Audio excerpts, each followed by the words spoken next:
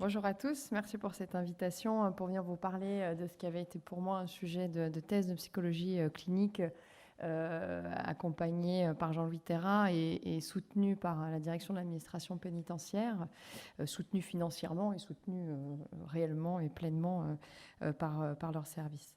Donc le but aujourd'hui est de vous parler de cette étude qui avait été réalisée, un peu de son contexte et à la fois du principe même de l'étude et de ses résultats. Alors, est-ce que ça marche comme ça? Voilà, parfait. Le concept de l'étude, on était quand même parti d'un certain, on va dire, certains constats. Alors notamment, bien sûr, et c'est connu que le milieu carcéral est particulièrement touché par le suicide, la première cause de décès en prison, et un surrisque connu par rapport à la population générale. C'est aussi quand même la cible d'un dispositif qui était existant de prévention du suicide, qui était existant à plusieurs niveaux. C'est-à-dire vous avez des guidelines internationales de recommandations d'un ensemble de mesures et de pratiques pour la prévention du suicide en milieu carcéral. Au niveau français, on avait quand même déjà en place, à l'époque de l'étude, un comité de pilotage national qui avait édité et formalisé un programme et une politique qui était portée et déclinée localement par les directions régionales et les établissements pénitentiaires, avec une déclinaison de mesures qui étaient à adapter et ajuster localement par chaque établissement. Donc c'était quand même un cadre aussi de travail qui était donc d'avoir déjà des mesures en place et de la prévention. Et la possibilité de solliciter cette population cible au cours de son séjour en prison. Avec en plus, étant donné qu'on est quand même dans une population de personnes qui est quand même encore plus restreint, on parlait du nombre de personnes qu'il faudrait suivre pour dégager des informations et des indicateurs sur l'évolution du taux de suicide en fonction de ce qu'on met en place en prévention. Là, on est sur une population qui est encore plus petite et donc suivre uniquement le taux de suicide en prison est assez limitant pour voir l'impact d'une politique de prévention. En tout cas, il faut vraiment beaucoup de temps et plusieurs années pour savoir si ce qu'on a mis en œuvre a effectivement un effet, étant donné les effectifs. Donc c'est aussi l'intérêt d'aller chercher d'autres indicateurs plus proximaux et pas des indicateurs finalement distaux comme devient le taux de suicide dans ce contexte. Et donc avec tout ça, on s'était dit, voilà, il nous faut une approche évaluative en essayant peut-être d'aller chercher cette évaluation auprès de la population cible, donc des usagers du dispositif de prévention qui est donc existant, et d'essayer d'élaborer des indicateurs et des choses qui vont nous permettre de voir comment eux perçoivent et ressentent l'utilité des mesures quand même existantes et mises en place. Donc on a monté une étude avec un objectif qui était principal, qui est évaluer les mesures de prévention du suicide dans un site en particulier, qui était la maison d'arrêt Lyon-Corba, par les personnes détenues incarcérées depuis 1 mois. Alors pour situer quand même quelques éléments de contexte, quand on est incarcéré, on arrive dans un quartier arrivant. Donc à Lyon-Corba, c'est effectivement le cas, ça a été un montage qui est présent dans tous les établissements. Les personnes y restent à peu près normalement une dizaine de jours et ensuite ils vont en détention classique ou dans de rares cas à l'isolement ou autre en fonction des contextes. Et donc l'idée aussi c'était de savoir qu'il y a une sensibilisation très particulière au quartier arrivant au risque suicidaire et d'aller chercher et de laisser ce délai de 1 mois pour aussi voir dans le contexte ensuite de mise en détention classique où en sont les personnes au bout d'1 mois d'arrivée. Dans les objectifs secondaires, on a mis estimer la connaissance et le recours aux dispositifs de prévention qui étaient donc mis en place. Et encore dans un troisième temps, d'identifier l'évolution des crises suicidaires de manière du coup rétrospective chez les participants. Donc le critère de jugement principal, c'était une échelle de Likert en 5 points sur l'utilité perçue dont on pouvait rendre compte. Alors l'utilité perçue pour chaque mesure, je vous détaillerai après, il y a 12 mesures de prévention dans ce programme. Et donc pour chaque mesure, ils devaient indiquer le niveau d'utilité qu'ils avaient perçu à cette mesure, leur avis avec des commentaires libres. Est-ce qu'eux-mêmes avaient connaissance et eu recours au dispositif ? Si jamais ils avaient connu des idées suicidaires, une tentative de suicide, est-ce qu'ils avaient trouvé qu'il y avait une aide apportée à leur situation ? Ils pouvaient aussi proposer des mesures qui leur semblaient intéressantes. On leur demandait aussi, donc à l'heure actuelle, au moment de l'entretien, de même qu'à l'arrivée, il y a 1 semaine, de ce qu'ils pouvaient s'en rappeler, quel était le niveau d'urgence suicidaire, donc entre le fait d'avoir une absence complète de pensées tristes et d'idées suicidaires jusqu'au passage à l'acte. Donc on verra ensemble ce que ça avait pu donner dans la manière dont ils parlaient de ce parcours et comment eux avaient perçu les facteurs qui avaient influencé l'évolution de cet état suicidaire au fil du mois, en leur faisant passer aussi l'inventaire des raisons de vivre de l'Ainehan pour voir aussi quels étaient les points qui étaient pour eux les plus importants dans ces raisons de vivre et ce qui avait le plus de poids chez eux. On regardait aussi l'âge, la situation pénale, carcérale, et on leur faisait passer un test, un dépistage des troubles psychiatriques avec le MINI. Donc c'était des entretiens assez longs, de 45 minutes à 1h30 environ par personne. L'étude a été réalisée entre 2014 et 2015. 30 jours de recueil de données sur place à la maison d'arrêt. Pour vous montrer le niveau d'engagement sur 144 arrivants rencontrés. Donc, c'était des séances de groupe. Alors, ce n'était pas l'objectif directement de l'étude, mais c'était des groupes très, très riches, ces groupes arrivants. C'est-à-dire que, en fait, moi, je me rendais au quartier arrivant. Toutes les personnes détenues qui pouvaient être sollicitées, on faisait le tour des cellules avec un surveillant pour voir qui voulait venir à une réunion d'information pour participer à une étude sur l'établissement. Donc, il y avait ceux qui étaient disponibles, pas à la promenade, volontaires qui parlaient. Donc, effectivement, c'était les critères limitants qui pouvaient parler la langue. Et donc, ça faisait en fait quasiment un groupe de parole parce que je leur présentais cette étude, mais évidemment, ça a amené à échanger sur la question du suicide en prison, la question bien sûr, il ne faut pas arriver comme ça en leur disant c'est pour parler du suicide sans ouvrir le langage. Et donc, c'était quasiment un groupe de parole à chaque fois autour de cette thématique qui se mettait en place avec ces personnes. Et sur les 144 rencontrés, il y en a quand même 115 qui, à l'issue de la réunion, se portaient volontaires pour participer. Donc, c'est pour vous dire l'intérêt de la question auprès de cette population. Et après, bien sûr, il y avait les contraintes. C'est-à-dire qu'au bout d'un mois, il y en a qui étaient plus présents sur l'établissement. Donc, parmi ceux qui étaient présents, on descend à 79 personnes. 53 participants au final. Donc, c'est sur les personnes présentes à un mois. Voilà. Donc, 63% sont bienvenus au rendez-vous comme prévu. Sachant que, vous savez, parfois, il pouvait avoir un parloir en même temps, un rendez-vous avocat. Enfin, bon, voilà, des choses qui sont aussi un blocage des passages parce qu'il y a une urgence sur une maison. Enfin, c'est un cadre de travail qui est assez contraignant. Il suffit d'avoir des surveillants débordés ou un peu moins motivés qui ne vont pas aller chercher les personnes. Il suffit qu'ils aient autre chose. Enfin, voilà. C'était... mais voilà, on était quand même à 63% au final de gens qui ont participé. Donc, c'était déjà très intéressant. Vous avez ici, j'espère que c'est à peu près lisible pour tout le monde, les 12 mesures de prévention qui ont été évaluées et donc le score qui avait été attribué à ces mesures. Alors, je vais commencer plutôt par le bas puisque c'est les mesures, vous voyez, qui sont autour de 0. Alors, vous voyez quand même qu'on est plutôt sur du positif, quand même globalement, avec 4 mesures qui généraient beaucoup plus d'ambivalence dans la manière dont l'utilité était perçue. Mais étant donné les autres variables qu'on a pu... alors déjà, leurs commentaires libres, évidemment, et puis d'autres variables qu'on a pu chercher à analyser, ça nous permettait aussi d'avoir un éclairage sur pourquoi de l'ambivalence par rapport à certaines mesures plus que d'autres, et est-ce que ça dépendait aussi de certaines caractéristiques.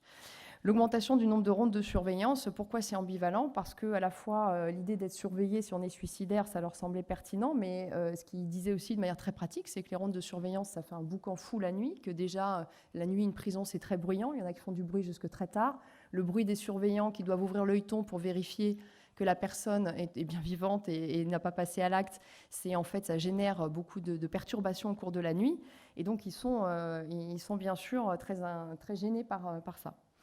La limitation des points d'attache auxquels se pendre, en fait, leur discours, c'était plutôt que, pour la majorité qui trouvait que c'était moins intéressant, c'était l'idée pour eux qu'on trouve toujours un moyen, ce qui permettait d'ailleurs certains de me dire tout de suite, moi, de toute façon, vous me dites, il n'y a plus ça normalement, mais moi, dans ma cellule, j'ai tel truc auquel je peux attacher mon drap, j'ai ceci, j'ai cela. Et donc, ils n'avaient déjà pas l'impression que c'était tant que ça limité. Et en plus, ils étaient dans cette idée qu'ils pourront toujours trouver. Donc, ils voyaient moins l'intérêt, même si nous, on sait qu'à travers des travaux de recherche, effectivement, si on limite les moyens, on limite quand même le risque de passage à l'acte.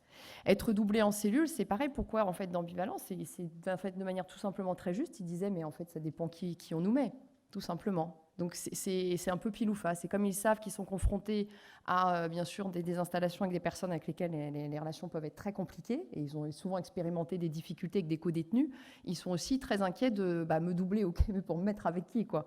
Et d'autres aussi pouvaient dire, se sentant pas forcément à risque suicidaire, mais plutôt à risque de se retrouver quelqu'un de suicidaire, dire mais combien c'est angoissant d'avoir un détenu suicidaire dans sa cellule, quand je sais que si j'appelle et que je tape à la porte, etc., il va peut-être falloir 1 heure avant que quelqu'un veuille bien venir voir ce qui se passe et que je me retrouve. Il y a des gens qui avaient des récits effectivement très traumatiques de co-détenus qui avaient aussi fait une tentative de suicide ou qui s'étaient tués, pour certains, dans la cellule, et d'être resté un moment avec la personne agonisante ou quoi, ou de s'être réveillé, de découvrir le co-détenu mort aussi. Enfin, ce type de souvenirs. Donc voilà, donc ils sont effectivement très partagés avec le principe du doublement.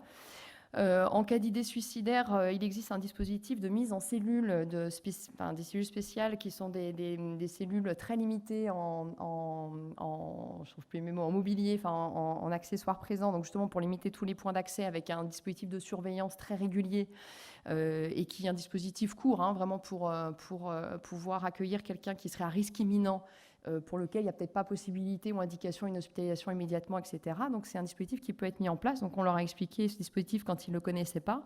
Et là aussi, il y a de l'ambivalence parce qu'ils disent en même temps ne plus avoir ses affaires, le peu qu'on a à nous, avec nous, pas forcément la télé, etc., comme on a l'habitude de l'avoir, alors que c'est évidemment un point fort dans la cellule. Ça leur fait très peur. Mais ce qui était intéressant, c'est de voir que les gens qui avaient été suicidaires trouvaient ça, que par contre c'était une bonne mesure. Donc ceux qui avaient été suicidaires dans le mois étaient les seuls à vraiment voir positivement le fait de pouvoir avoir un lieu, pendant qu'on leur dit bien que c'était pour du temps court. Donc vous voyez que ça pouvait varier selon le type de profil. Ensuite, vous aviez des mesures, la communication des proches avec l'administration. Alors parfois un petit peu d'ambivalence à l'idée que les proches parlent sans qu'ils sachent exactement ce qui peut se dire. La recherche systématique des facteurs de risque et des idées de suicide. Ça leur semblait pas inutile, mais ce n'était pas ce qui les engageait le plus. Vous voyez plus de discussions avec les surveillants, les chefs, le fait qu'il y ait des commissions pluridisciplinaires uniques, c'est des réunions pluridisciplinaires avec la pénitentiaire, mais aussi le SPIP, les personnels médicaux, donc différents intervenants du milieu pénitentiaire qui peuvent se parler et échanger sur des situations à risque. Ça leur semblait effectivement quelque chose d'utile, cette idée de parole et d'échange, soit eux directement avec le personnel, soit que les gens se parlent. La formation des professionnels leur paraissait importante, vous le voyez.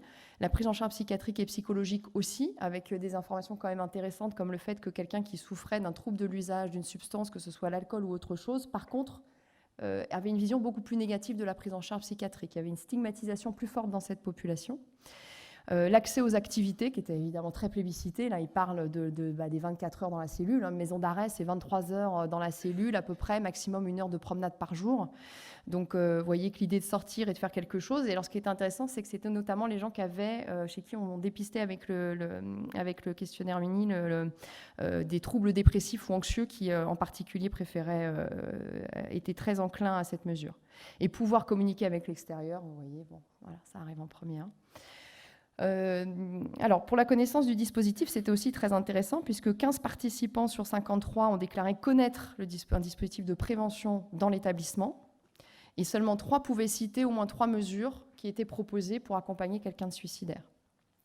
Parmi les 20 participants qui avaient eu des idées suicidaires ou réalisé une tentative de suicide au cours du mois, 8 quand même ont déclaré avoir eu recours au dispositif de prévention, donc c'est 8 sur 20.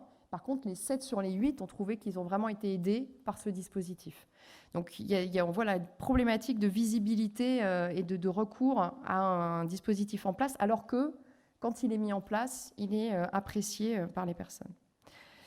Là, je vous ai mis le diagramme pour vous montrer les parcours, donc les scores qui ont été rendus au niveau de l'urgence suicidaire à l'arrivée, à 1 semaine et à 1 mois.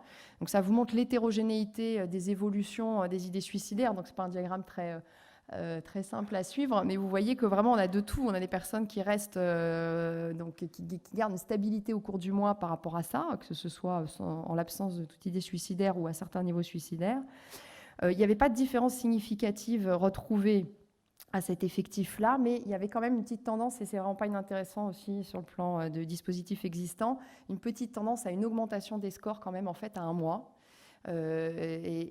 Donc il peut y avoir un risque suicidaire qui est, vous voyez, pas négligeable à l'arrivée, mais c'est vrai qu'au quartier arrivant, il y a quand même une culture et les personnels sont formés systématiquement et ne peuvent pas prendre ce poste en quartier arrivant s'ils n'ont pas été formés à la prise en charge de la crise suicidaire. Et puis, ils sont moins nombreux. Il y a un accompagnement à l'arrivée quand même. Donc, il y a à la fois le choc et à la fois de l'accompagnement. Et une fois laissés dans le milieu carcéral plus classique, où il y a beaucoup plus de monde, parfois c'est 80, 100 détenus pour un surveillant à l'étage. Et là, on voyait cette tendance à une remontée potentielle de l'urgence suicidaire.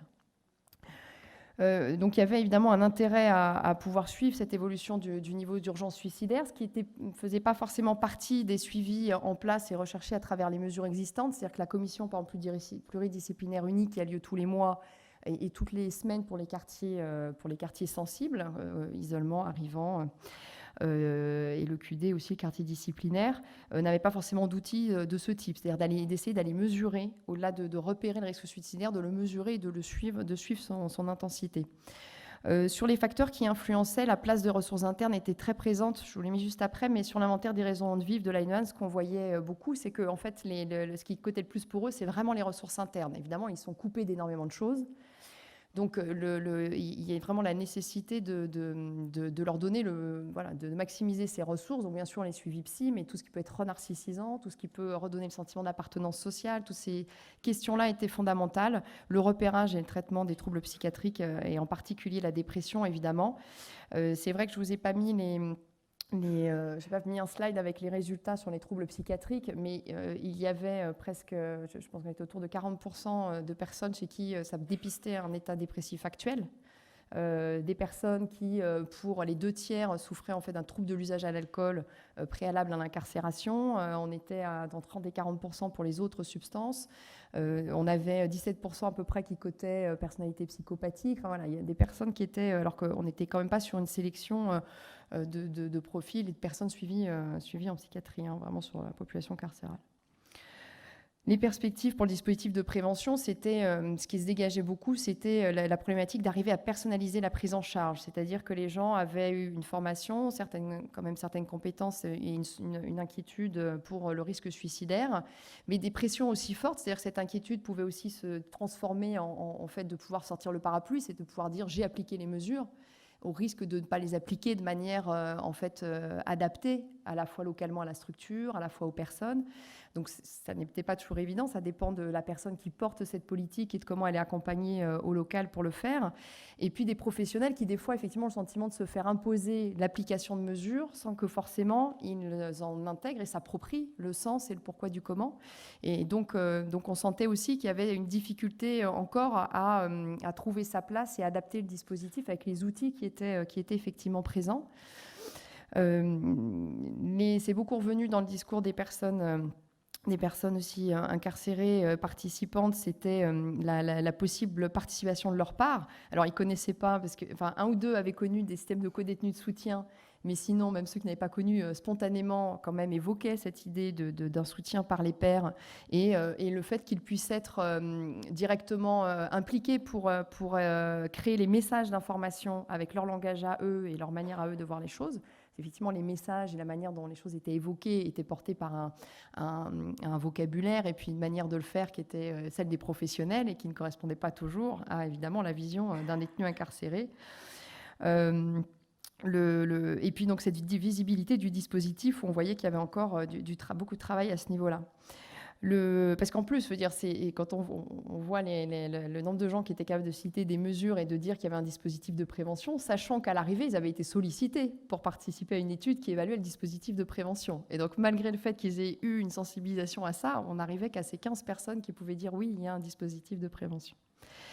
La parole, elle était évidemment essentielle. Bon, on a l'impression d'enfoncer une porte ouverte, mais c'est essentiel de le rappeler, je pense, parce que à travers toutes leurs réponses dans cette étude et tout leur retour sur toutes les mesures, revenait toujours évidemment cette question que la parole devait être présente à tous les niveaux, qu'elle était importante et qu'une mesure effectivement appliquée pour être appliquée sans que cette mesure ne permette de créer un échange et de créer une rencontre, qu'on parlait d'être quelqu'un pour l'autre tout à l'heure, je pense que c'était vraiment de cet ordre-là ce qu'ils sollicitaient.